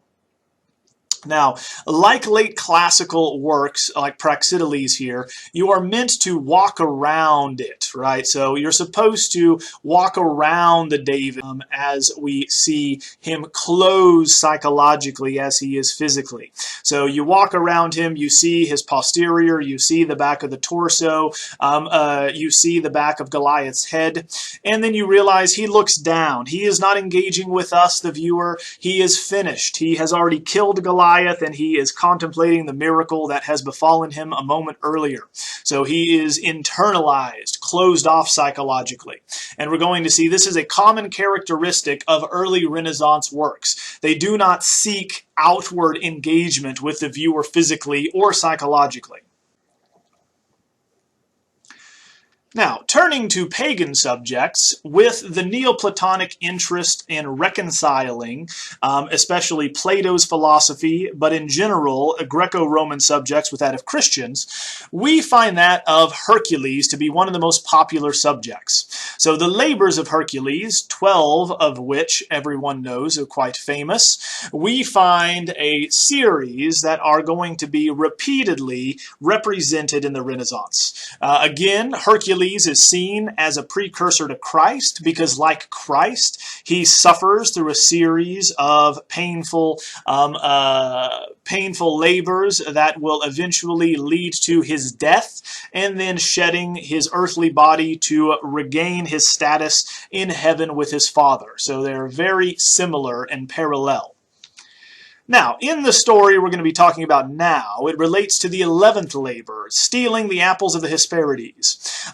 These are going to be the magical fruits that are given by Gaia the Earth to her granddaughter Hera for her wedding. So everyone is trying to get these fruits because they are endowed with magical properties and can, of course, control things. All right, so en route to the Hesperides, the Garden of the Hesperides, where the apples are kept, you find that Hercules runs into a giant named Antaeus, who is the son of Poseidon and Gaia. Poseidon, the son of the sea, and then Gaia being the earth, are going to create this monstrosity. All right, so here in the Libyan desert, this giant that he comes across is going to kill anyone who passes by, collecting their skulls in order to build a temple to his father. Here we have Antonio Palaiuolo, or Anthony the Chicken Farmer, literally translated, giving us his version of this early Renaissance rendition for Hercules and Antaeus, where Hercules battles this giant for days on end. As is true in ancient Greco-Roman mythology, you find that figures and characters are generally going to be clever or strong. They very rarely are both. And this is true for Hercules. Hercules is going to be very, very strong, but not incredibly clever. So he is going to battle this giant day after day, night after night, and pummels him to the ground. But every time he falls and hits the ground, his mother, Gaia, rejuvenates him, and he is empowered again, and they must battle once more. What you are looking at here is the moment in which Hercules realizes the way in which to defeat Antaeus, and that is to lift his body up off the ground and crush him in a massive bear hug until the life has been drained entirely from his body, thus leaving a shell, dropping him to the ground broken. Now, the statue you're looking at is actually a statuette. That being, it's going to be a small statue that would be seen on furniture and would have been in a private residence, given that the subject matter is pagan. This is of a pagan demigod that we're looking at here. But it's a wonderful conversation piece for the wealthy like the Medici. Now, if you look at the statue and the pair from different angles, you will notice that the composition is determined by the action of the figures. Antaeus arching his back, trying to pull away from the vice-like grip of Hercules, placing his left arm on the head of Hercules and his right on his torso. Hercules, in turn, leans back to counterbalance the squirming Antaeus to finally crush the life from him. He leans on his club and his lion skin behind him, clearly identifying him as the strongest demigod to live. Now, just like the David, even though you see that the leg is kicked out, it is still primarily a closed sculpture. We can draw a line, especially around the arms that are interlocking with one another in the forms of Hercules and this giant, right? This murderous giant that he's going to be. Now, you'll notice that the scene is incredibly violent, right? And it's very action-oriented, but it still is balanced by and based in geometry. So we can still see how Palaiuolo is going to be controlling the motion of these two figures, and thus how we read them if we show you an overlay of a grid. So you'll notice that we still have the arm, the left arm of Antaeus, for instance, balancing the right leg of the giant. In turn, the leg of Hercules is balanced out by the torso of Hercules and the head and arm of Antaeus. Therefore, we have the entire group based on and around the vertical axis right here in the center. And then you also are going to find the diagonal sections are also balanced and counterbalanced by the various limbs of these figures. Now, the interest in nudes is going to be specifically enjoyed by Antonio Pallaeuolo and illustrated in a very unusual engraving, the largest such engraving from Italy in the century of the 1400s, and that is his Battle of 10 Nudes. The engraving is so large that it takes 4 different sheets glued together to actually make it up. It is 24 inches across, which is very large for a copper plate at the time. So it's actually carved from 4 different copper plates in this instance. Now, this is going to spread throughout Europe and spread the fame of Pallaeuolo throughout Europe. If you notice in the background, very proudly, he's going to state in Latin, Anthony Pallaeuolo the Florentine, right? That's going to be a work by this Florentine. So everyone knows who made it, and that the Florentines are going to be masters of anatomy. And that is the function of this work.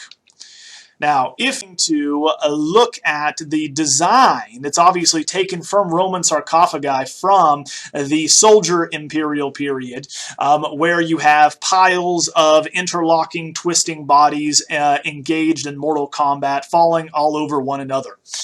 This is going to relate to antiquity. If you look carefully at the subjects, you'll notice that they are not specific enough to relate to a particular period or era. They're all nude, and each one of them are mirror images of the next. So you find that you have just 2 figures, one seen from the front, and then one seen the same figure from the back. They illustrate the muscular groups that are being flexed here, and in the north, where a figure drawing was not that common, and was frowned upon in many instances, you can, as an artist, buy this print and then use it as a reference if you need to show a torso, or you need to show the muscles of the back and or the arms, the legs, how exactly the trapezius muscle is going to appear when flexed versus the deltoid muscle. And if you look at 2 of the same media, that being engraving and printmaking, from an Italian artist on the left and a northern artist on the right, you can clearly tell how they're going to be using the same medium differently. Right? So you find that Schongauer uses, again, not just parallel hatching, which is keeping the lines parallel to one another, as you see in the Battle of the 10 Nudes. All of them are going to be in a downward sweeping diagonal formation, parallel. Schongauer uses cross-hatching, which is going to be good for showing textures, right? So rough or smooth textures. Technically, all the textures in Pallaeuolo's example are the same. They are uniform because he is not trying to show you what these nude men feel like. He's trying to show you what is underneath their skin, what is protruding and pushing against the epidermis, and where these muscular groups are actually located. All right, so if you look again at the figures, you'll notice that it is the same figure repeated. The 2 men battling with swords in the center. Those that are going to be battling on the ground, just in different positions spun around. All right, so this has no narrative function other than to showcase the virtuosity of the artist and his ability to replicate anatomical detail thanks to dissecting corpses. Now, at the midpoint in the century, we have artists that are going to be utilizing Albertian narratives, unifying narrative action. We saw nudes that are going to demonstrate the mastery of anatomy by Italians thanks to dissecting corpses. And then finally, we see the emergence of Greco-Roman subject matter, that being their gods or demigods. Their mythological figures are going to be coming out in art finally. Now, turning our attention back to Florence, the Medici had established the family fortune and had expanded their power among the signoria, the ruling class of Florence, seated in Palazzo Vecchio. In their palace, they ensured that through a series of strategic marriages, the family would prosper. As a quick recap, Giovanni de' Medici was the one who established the family fortune at the outset of the Quattrocento, or the 15th century, changing the family's economic status by moving into banking and opening several banking branches throughout Europe, becoming the Pope's official banker. Cosimo de' Medici unfortunately had the family expelled, but did found the first library, showing us the philanthropic approach to the Medici and trying to endear themselves to the public by these public works projects and commissioning works of art for the beautification of the city. Finally, at the end of the century, the period we will be discussing today, Lorenzo il Magnifico, or the Magnificent, is going to found the Platonic Academy of Philosophy, whereby, through Neoplatonism, they attempt to reconcile the Christian tradition with that of the Greco-Roman. This interest in pagan subjects and Neoplatonism, as espoused by the Platonic Academy, can be seen in two paintings commissioned for weddings relating to the Medici family. The first being the Primavera by Sandro Botticelli, short for Alessandro or Alex, the little keg, right? Botticelli is going to be the name of the family, for they make their money through selling kegs.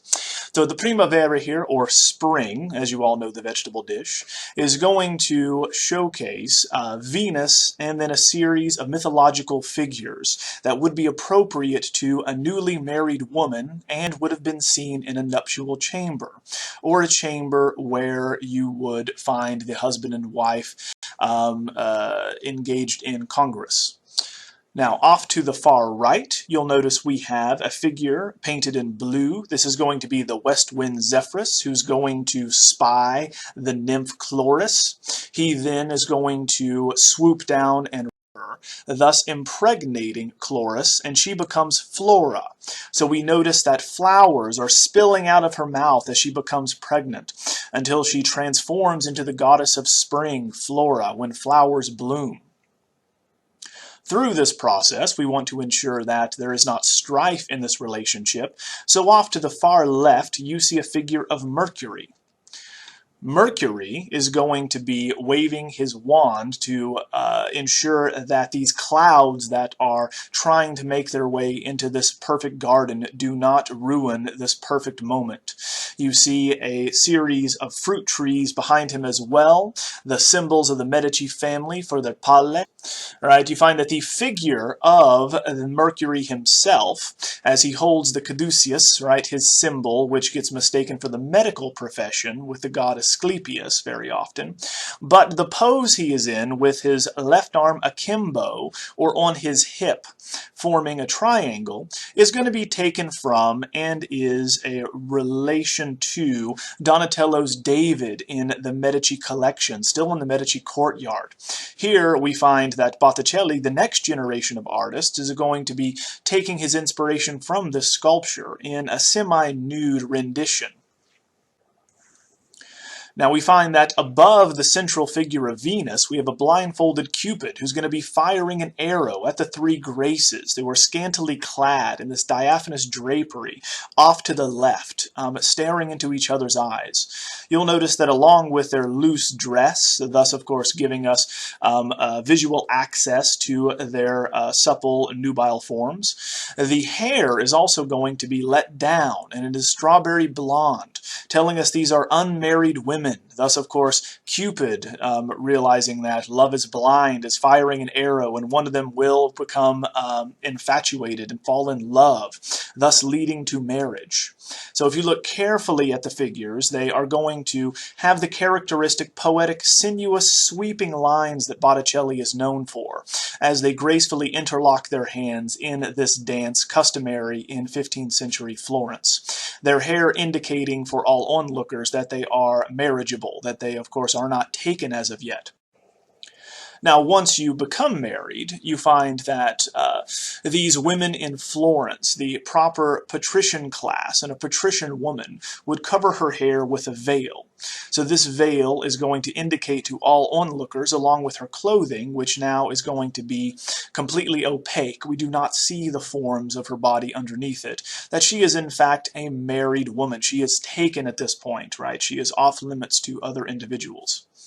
Now, along with representing an actual married Florentine woman, showing us the purpose of this image, that is an instruction manual for a young bride who moves from the classification of a young unmarried woman to that of a married woman and the changing of her duties. We also see that Ficino is going to discuss Venus, especially the goddess of love, as having the moral qualities of any cultivated Florentine patrician woman, right, of the upper class that the Medici would want to marry into, to, of course, inject new royal aristocratic blood into their mercantile family line. In this case, we know it has to do with Lorenzo di Pierfrancesco, who was married in 1482, roughly the date we find this paint to be produced, and for his nuptial chamber, a marriage to one of the Medici. Now, along with the Primavera, you would have also seen an image that would be carried in a procession throughout the streets of Florence. It's going to be the Birth of Venus. Now, the Birth of Venus is one of the most famous paintings in the history of art, painted by Sandro Botticelli in 1482 for the same wedding that we talked about a moment ago, Pierfrancesco.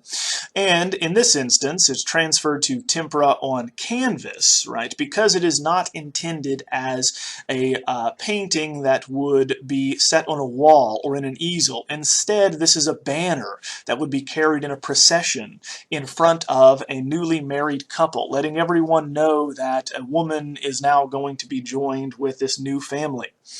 In the tempera on canvas, we have the figures of Zephyrus, again the west wind, we saw him in the last example, here blowing Venus ashore to the island of Cyprus, that is her sacred island, right, in the Mediterranean, that is going to be ruled by the Greeks at this time.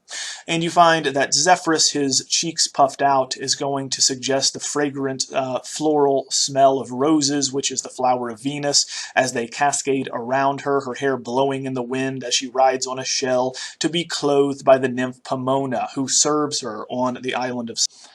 Now, you see that the tempera technique and medium is ideal for quick, fast-drying, opaque series of detailed renderings of hair, of, again, the particular feathers of the wings, right, of Zephyrus as he's carrying this nymph aloft with him, to the petals of flowers.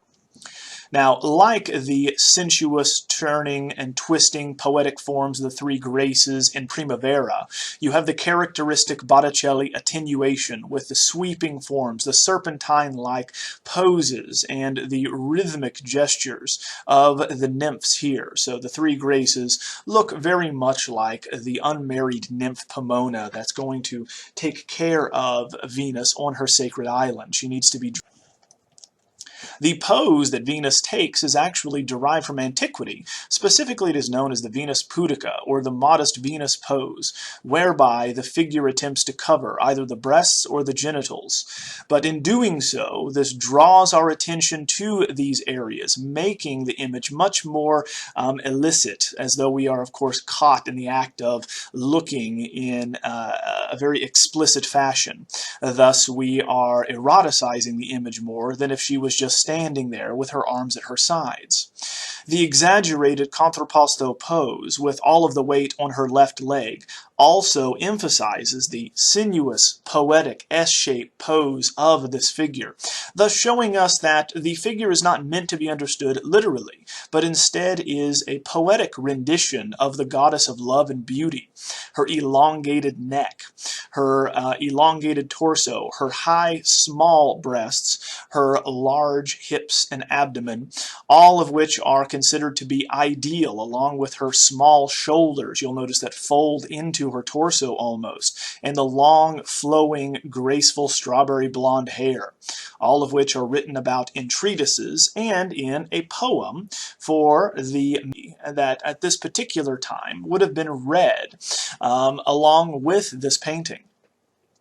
Now, since the function is a ceremonial banner, and this is going to be seen in public, we need to keep in mind that this is not meant to be understood literally as a naked woman seen in public. Instead, it would be very clear, according to the court philosopher of the Medici in the Platonic Academy in the Medici household, Marsilio Ficino. Marsilio Ficino, being a Platonic philosopher, is going to state that the birth of Venus, as she comes out of the ocean, born of the frothy leftover of Uranus's genitals, is meant to be an allegory of the birth of beauty in the human mind, not merely a tawdry rendition of a nude woman. So we could understand it as an allegory or even a metaphor in this way, so it would not be offensive. Now, to illustrate another idea of the Renaissance and to fully understand their art theory, we must of course address this notion that the ancient Roman poet Horace is going to write about in his treatise Ars Poetica, or On the Art of Poetry. And it's one phrase taken from this treatise that is fundamental and central to the Renaissance understanding of how art and poetry relate. And that's going to be ut pictura poesis, or as poetry, so painting, or poetry is as painting. Thus we get this idea espoused in the Renaissance that poetry is spoken painting, whereas painting is mute poetry. Now, with the relationship between the two arts clearly laid out here by the ancients themselves, Renaissance theorists and painters believed that they could actually illustrate and have the same goals of poetry in the medium of painting. We see that belief here very clearly because the court poet to the Medici, Angelo Poliziano, is going to have written a poem at this time entitled The Birth of Venus that reads line by line what we are looking at here, moving from left to right, as we would read a sentence in the vernacular or in Latin at that time. And that is going to be that the west wind Zephyrus gently and fragrantly blows to shore the nude and beautiful Venus who covers herself with her hair, while the nymph Pomona waits to clothe her on the island of Cyprus. So the reading and rendition of this poem shows us the absolute belief at this time in the Renaissance that we could illustrate the written word.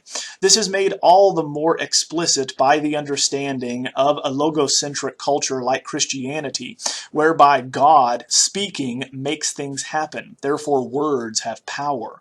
Therefore, once again, you find the coming of Christ and or the creation of the world are done by way of the Word of God. So this understanding that words can be made visual is taken quite literally here in the Horatian adage ut pictura poesis. In the background, in this continuous narrative as well, we still see the continuous narrative of the Portinari altarpiece, with the Magi coming next after the shepherd, but we must include classical motifs throughout. In this case, you see the three Magi here are walking through a triumphal arch. These would, of course, proliferate and be seen throughout the Roman Empire, but especially in central Italy, Tuscany, and Rome, whereby Roman emperors would erect them when they are going to succeed in a triumph on the battlefield. So this has ancient Roman imperial connotations that are appreciated in Renaissance Florence. Not so much so in Now, turning to Rome, this interest in the Albertian ideals of organizing figures symmetrically, clearly within a perspectival unit or system on a chess or a checkerboard, is then going to be exported to Rome. So in Rome, the artists that train in Florence and in the areas that are influenced by Florence are brought there by the Pope to decorate the first part of the Sistine. So the Sistine Chapel is built by Pope Sixtus, hence it is named the Sistine Chapel. That's an adjective relating to Sixtus. And it is decorated in the later 15th century by the best artists at the time, who happened to be the masters of the High Renaissance painters and artists. So Sixtus IV is going to bring in all of these artists from Florence and Umbria, the area surrounding Rome, to decorate the lower section, which you can see here. The lower section is going to be decorated with fictive painted tapestries and then episodes from the Old and New Testaments. One of these artists is going to decorate this specific panel here to the lower right, and he's going to be the master of rock, going to be Perugino, or the little guy from Perugia. That's actually what his name means. So training in Perugia, he is also going to be influenced by these Tuscan developments coming from Florence, and he brings that to Rome, and showing us the ideal here, summation of all of the developments we've been discussing in the Quattrocento. Everything from linear perspective to atmospheric perspective to various types of symmetry, not only bilateral symmetry, but axial symmetry. Now first we need to address what the subject actually is. And in Christ delivering the keys to the kingdom to St. Peter, we have the foundation and the basis that the papacy is going to cite for their authority here on earth as the inheritors of Christ, whereby Christ supposedly gave St. Peter the first pope, as you see him kneeling here in the foreground to the right, accepting two keys. One is golden that Christ is holding, the other one's silver, and they represent the keys to the kingdom of heaven and earth. Thereby, St. Peter is expected to carry on the tradition of Christ and the teachings of Christ here on earth, and he is a secular ruler along with a spiritual ruler. So he has an area of Italy he controls, thus he is going to have the silver key, and he is going to control who gets into the kingdom of heaven, thus he can open the gates of heaven with the golden key. Surrounding him, we have the apostles seen directly behind him and flanking him, right? So on either side here. And then actual contemporaries who lived at this time. They can be seen wearing contemporary attire off to the far left and the far right here. Their portrait-like qualities can be identified if we look closely at them, as they will include wrinkles, specific facial features, physiognomic markers, even warts, for instance, as you see. Now, if we look at the perspectival overlay, he very carefully in this painting is going to organize everything around the orthogonals, leading to a centralized structure in the background in the center. Now, this series of orthogonals is going to work in two ways. One, it lays out a very clear chess or checkerboard-like pattern whereby we can measure exactly where each one of these figures would be in this plane behind the picture plane here, behind the picture window. It also illustrates axial symmetry, whereby if we cut the image down the center along the vertical axis and fold it over, you'll notice that they're the same on both sides. We have two triumphal arches on either side in the background, as well as the same number of figures in the foreground. But we also balance out with axial symmetry, that being if we fold the background to the right, forward and to the left, we have two masses that counterbalance one another, along with the counterbalancing of the triumphal arch to the left with the group at the right. So we can fold it over not only through bilateral symmetry, each side like a butterfly is symmetrical, but also from foreground to background, right? So considering all geometrical elements, all right, this is all brought together, along with very careful atmospheric perspective, as you see off here in the background as the mountains eventually fade to a bluish gray, and also an interest in and tying this back to ancient Roman antiquity, for we have a triumphal arch here in the background which has three arches, which would remind anyone at Rome at this time, which is of course right next to the Sistine Chapel, of the triumphal arch of Constantine, which also has three arches. Now, Constantine is the first Christian emperor, and the donation of Constantine, the document that the Vatican archives holds, they claim, is going to detail how the Emperor Constantine, before moving his capital from Rome to Constantinople in 330 Common Era, is going to give the ruling position or the position of emperor, to the popes of the Western Empire. Thus, the popes claim sovereignty over their area as secular rulers as well. So this ties together Christ giving the popes power to St. Peter, and thus all popes that follow them, and also the emperor giving them secular power. So a very important message for the papacy, and this is the pope's private chapel, so it reinforces his power. The interest in carefully laid out perspectival designs, quiet ennobled scenes, and bilaterally symmetrical organized compositions is a central Italian one.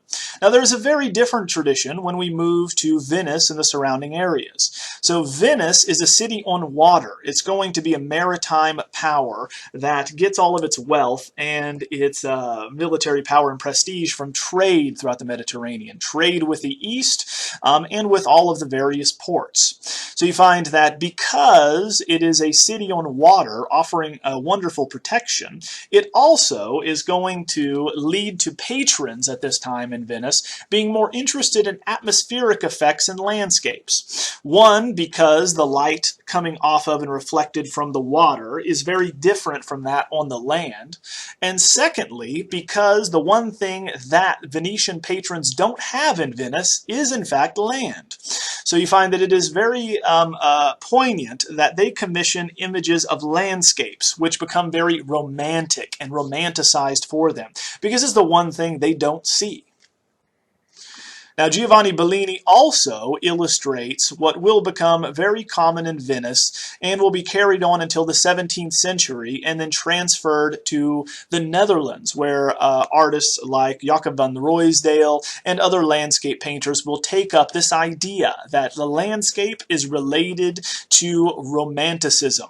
Because in Venice, remember, they do not have land, so it is something that is unusual. Like people today working in cubicles, having screensavers of beaches, for instance, because they long to be where they are not.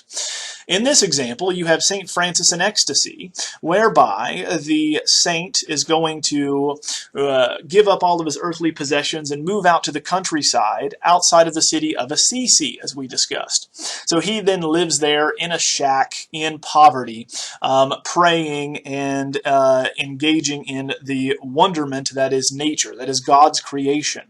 And here we see him outside, this wonderful diagonal composition, where in the foreground to the right we have a small makeshift desk in an office whereby he's reading the Bible, he is contemplating death. Around him he looks up and is amazed at the expanse and the beauty of nature. Moving back, you're going to have a donkey, a shepherd, and then in the far background the city, supposedly Assisi, outside of which he lives. Now, the tradition of St. Francis is that he receives the stigmata, or the wounds of Christ at the crucifixion, because he is an imitatio Christi, or someone who is like Christ. He imitates Christ. And that's what we see here, supposedly, is him witnessing the beauty of nature and the beauty of God, and so he is ready to receive the stigmata, previously shown as actual beams coming out of Christ, drilling their way into the hands, feet, and side of St. Francis. So this notion, which is common in the North, of an interest in landscape as this type of spiritual experience, or because it is God's creation, it will always relate to God and have a spiritual interpretation, can be seen developing out of that northern tradition from the Holy Roman Empire, Flanders, and will continue all the way till the end of Venetian painting and its dominance after the 17th century. Right, in the background, we again are going to see the development of aerial perspective, this gentle gradation and transition from the detailed foreground to this bluish gray background is especially prevalent in Venetian works and is made possible even more so with the adoption of oil painting and translucent glazes, of which you can have dozens and dozens of these glazes gently and progressively graying out or fading in very ginger fashion. Right, so we see that here in the background as hill after hill we move off into the distance until eventually we find that the far background is going to be the same color and roughly the same texture as the clouds above. In summation, we should note that the early Italian Renaissance is going to be driven by a desire for narrative clarity, for harmony and balance through the observation of nature, how we actually view things in the world, and then modeling works on those examples from antiquity, from buildings and sculptures, right? And these then are going to be painted, right, by people like Masaccio, such as the Holy Trinity here, as we see the ancient Roman vocabulary being used within his painting. So all of this, they believe, can be understood through the application of mathematical principles. The universe, it is believed at the time, was designed around mathematical harmony by God as a mechanism. And so therefore, if we understand the mathematical components and the system behind nature, we can capture the perfection of God.